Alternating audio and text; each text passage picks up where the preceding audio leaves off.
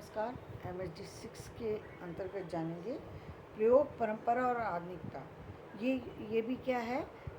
ये भी प्रयोगवाद की एक प्रवृत्ति है। तो राहों के अन्वेषी प्रयोगशील कवि कविता को प्रयोग का एक साधन मानते हैं, साध्य नहीं। साधन और साध्य में क्या अंतर होता है? साधन जैसे कपड़े बनाने में साधन क्या है? रुई। रुई साधन है। और रुई से सूत का काटा गया और उसके बाद सूत है और जो चीज़ें तक जो उसके बनाने में काम आएंगी, वो सारे साधन हैं। तो कविता क्या है? वो साधन है जिस पर कि हम बहुत सारे प्रयोग कर सकते हैं। बहुत तरीके की चीज़ों को ला करके हम उसमें पिरो सकते हैं। जैसे प्रेम की कविता लिख सकते हैं, जैसे वियोग की लिख सकते हैं, जैसे देशभक्ति की रचना लिख सकते हैं, जैसे और तरह की रचनाएं लिख सकते हैं। तो प्रयोगवाद क्या है? एक साधन मात्र है, साध्य नहीं है। मतलब जैसे कविता एक साधन है, वैसे ही प्रयोगवाद में जो प्रयोग किया गया वो प्रयोग एक साधन था। कविता एक प्रयोग साधन थी। कविता को प्रयोग का एक साधन मानते हैं। इन कवियों का साध्य है नए सत्यों का उद्घाटन करना और उस कविता पर किन चीज़ों को दिखाना? नए सत्य कौन से थे? पहले तो वो सिर्फ राजाओं की बात होती थी या फिर भक्ति की बात होती थी और उन सब की होती थी। अब समाज के जो अनदेखे पहलू हैं उनको भी सामने लाया गया। जैसे कुकुर मुत्ता, ये कोई जानता भी नहीं था इस पौधे को, इन्होंने निराला जी ने इसे एक महत्वपूर्ण पौधा बना दिया। इन कवियों ने अपनी परंपरा के गतिशील तत्वों को पहचान कर रचना में डाला तथा रूढ़ी के बासीपन को निषेध किया। और जो रूढ़िवादिता थी उसमें जो बासीपन था उसको निषेध किया। यानी बहुत सारी सी परंपराएं ऐसी चलती आ रही हैं जिसका निषेध करना जरूरी है। जैसे बहुत सारी, अब जैसे हम वैवाहिक परंपरा में एक परंपरा देखते हैं, क्या है कि बेटी को जो है वो कन्यादान की बड़ी प्रथा है। लोग कन्यादान में बड़ा अपने आप को बड़ा भाग्यशाली समझते हैं। पहली बात तो भाग्यशाली तो आप बाद में बनेंगे, कन्यादान की वस्तु ही नहीं है। मैंने अपनी बिटिया का दान नहीं किया, क्यों? क्योंकि कन्यादान की वस्तु नहीं है। हम दोनों पति पत्नी ने दान नहीं किया तो फिर घर के और लोगों ने भी नहीं किया, क्योंकि कन्यादान की वस्तु है ही नहीं।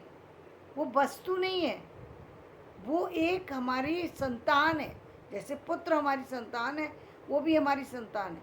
हम ठीक है, हम उसके लिए एक जीवन साथी चुनते हैं। वो किसी के घर की नौकरानी नहीं है जिसको जो चाहे वो उसको इस्तेमाल करे। वो हमारी बेटी है, हमारा खून है, जिसको हम दूसरों को हम उसके साथी के पास देते हैं कि भाई आप दोनों मिलकर एक नए जीवन का शुरुआत करो, अपनी संतान बनाओ, अपना परिवार बनाओ, अपनी खुशियाँ लेकर के आओ। इसका मतलब ये कहीं नहीं होता कि हमने अपनी बेटी इसलिए दी है कि दूसरे उससे बर्तन मजवाते रहें, झाड़ू लगवाते रहें और दूसरे काम करवाते रहें। उसका अपना भी जीवन है, उसको अपने जीवन जीने की पूरी छूट होना चाहिए, ये पूरी लिबर्टी। और ये फिर उस बच्ची के अंदर ये होना चाहिए कि वो किस तरीके से अपनी उन चीज़ों को अपनी योग्यता को कैसे आगे लेके जाती है। अब ये बच्ची के ऊपर भी डिपेंड करता है। सिर्फ ये जो एक कदम हम बढ़े, अब बाकी कदम उस बच्ची को बढ़ना है, जो कि बढ़ना चाहिए। तो ये रूढ़िवादिता है कि हम रूढ़ी और सालों से ये जानते आ रहे हैं और इसीलिए माता पिता अपनी बेटी के घर नहीं खाते, क्योंकि वो कन्या दान कर देते हैं। जिसको दान दे दिया उसके घर में जाके खाना अच्छा नहीं समझते थे। तो ये सब बातें जो है पहली परंपराएं थी। तो कविता ने क्या करा? नए नए चीज़ें लेकर के आई और उसको जो है सामने रखा। मैंने रचना भी लिखी लेकिन मुझे याद नहीं है। इनके लिए परंपरा का अर्थ यदि ऐतिहासिक चेतना रहा तो दूसरा अर्थ निरंतरता भी है। अर्थात रचना में प्राचीन नमक का नया स्वाद, यानी नमक डाल कर के दाल भी बनाई जा सकती है, नमक डालकर बिरयानी भी बनाई जा सकती है, नमक डाल कर के जो गोलगप्पे होते हैं उसका पानी भी बनाया जा सकता है और तरह की चीज़ें भी बनाई जा सकती हैं। ये तो आपके ऊपर डिपेंड करता है आपने नमक का प्रयोग किस तरह से और कहाँ पर किया है। परंपरा और आधुनिकता पर इन सभी कवियों ने करारी बहसें की। मूल विचार यह है कि परंपरा से ही आधुनिकता फूटती है, वह आकाश से नहीं टपकती। और आधुनिकता का जन्म कहाँ से होता है? परंपराएं जो चल रही हैं उन जब वो परंपराएं टूटती हैं, जैसे अभी परंपरा कौन सी टूट गई, अब सभी बच्चों ने पढ़ना शुरू कर दिया। अब चाहे पुत्री है या पुत्र है, ऐसा हर माता पिता अब अपनी संतान को पढ़ा रहे हैं। ये बहुत बड़ा कदम था जो पहले उठ जाना चाहिए था, जो कि भारत में अब शुरू हुआ है। आधुनिकता नए संदर्भ में देखने की दृष्टि है, रूढ़ियों की अस्वीकृति है, मध्ययुगीन पिछड़ी जीवन दृष्टियों का विरोध है। और क्या है, रूढ़ियों की अस्वीकृति करनी पड़ेगी। अब जब बहुत सारी सी जगह ऐसा है ना जहाँ पर आप नहीं बोल पाते थे, वो जहाँ बोलने की ज़रूरत है तो बोलना पड़ेगा ना। जैसे हमारे परिवार के अंदर, हमारी ससुराल के अंदर एक परंपरा थी, जितनी बार झाड़ू लगाओगे उतनी बार सास ससुर के पैर छूओगे। अब ये बिल्कुल ही मतलब एक तरीके से बड़ी बेकार की सी परंपरा है ये, कि भाई आप रेस्पेक्ट करें, सुबह उठ करके पैर छूने चलिए मानते हैं। अब ये क्या कि जितनी बार झाड़ू लगाएंगे उतनी बार पहले सास ससुर को ढूंढने जाएंगे, तो वो कहाँ पर है, और फिर उनके पैर छू करके आएंगे। ये परंपराएं नहीं है, ये फिर इसको हम कहेंगे ये तो एक ना समझी है। ये परंपरा का दुरुपयोग हो रहा है, ये परंपरा का दुरुपयोग है। और बहुत सारी सी ऐसी परंपराएं, जैसे खाने से पूर्व थाली लगा के रख दो, चाहे उसके ऊपर चूहे कूदते रहें, ये सब चीज़ें गलत हैं। ये परंपरा है, लेकिन ये परंपरा बदलनी होगी। भाई आप फ्रेश खाना भोजन बनाइए, जब जिस व्यक्ति को खाना है उसको गरम गरम खाना बना के दीजिए। यदि आप घर पर हैं तो, घर पर नहीं है तो आप अपनी व्यवस्था उस तरह से कीजिए कि सारी चीज़ें ढक कर के रखी जा सकती, कोई भी उगड़ी ना हो। तो ये सारी चीज़ें हैं। तो ये जो रूढ़िवादिता है और ये पुरानी परंपराएं हैं।